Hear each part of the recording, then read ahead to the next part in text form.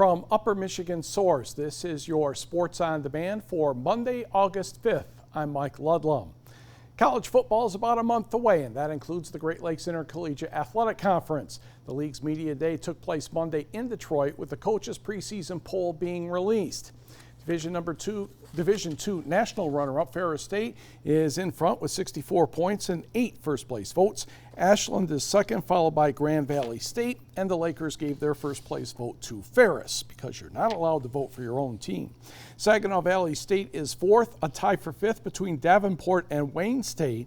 And then NMU is seventh, coming off a 3-8 season. Northwood is eighth. And somehow Tech is ninth despite having 4 wins last year. Here's what Tech and Northern are saying about the upcoming season. I don't think Michigan Tech coach Steve Olson's too happy. Polls are polls. There's a lot of things that take place between a poll at the beginning of the season and where ultimately things end up.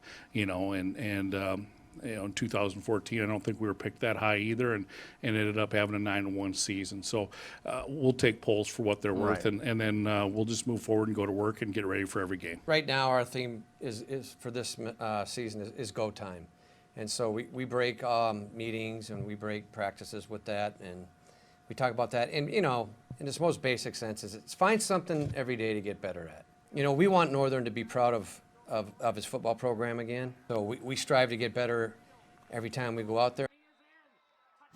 NMU opens up the season at home on September 7th against McKendree. Michigan Tech will be on the road that day at Hillsdale.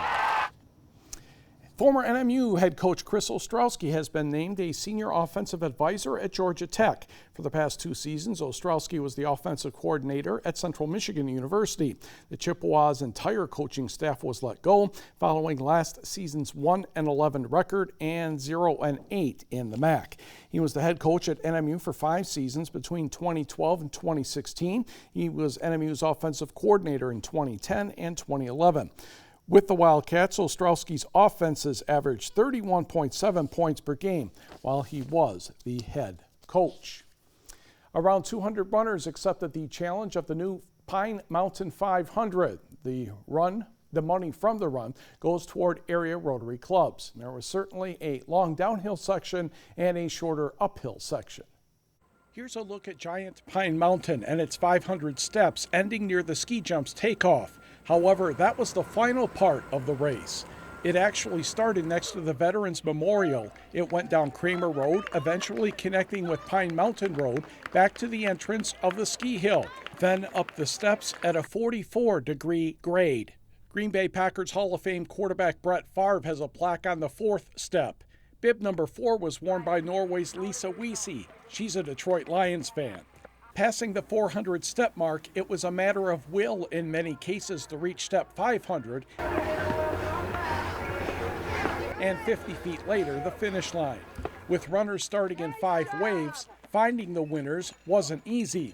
We caught up with them later. When they first started this, they had a rule about not being able to use the railings, which would have hurt me much more. So they changed the rules. You were allowed to kind of pull on the railing some, which helps take some of the weight off your legs a little bit.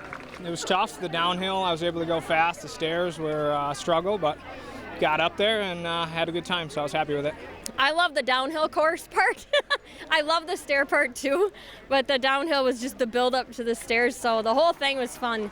It's really unique. On the way up, I thought to myself, I'm never doing this again. But as I'm here talking to you, I'm thinking about how can I train better for next year? 85-year-old Jerry Marinelli of Iron Mountain served in the armed forces. A cousin of former Detroit Lions head coach and current Dallas Cowboys defensive coordinator Rod Marinelli, Jerry just walked the steps in 13 minutes, 16 seconds. This event could be a love affair for the city of Iron Mountain in the future.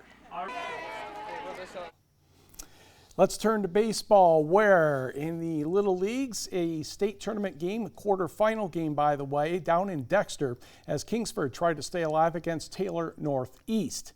We will pick up the action Midland Northeast, We'll pick up the action of this one in the 2nd inning. Bradley Stieber on the mound gets the strikeout to end the inning, and we are still tied at 0. Stieber with good defense as well. Jonah Denier getting the out at first to end the 5th inning. But Kingsford could only get 3 hits, and they struck out 11 times and just didn't work out. Midland Northeast the winner, 5-0. But congratulations to Kingsford on a very good tournament run.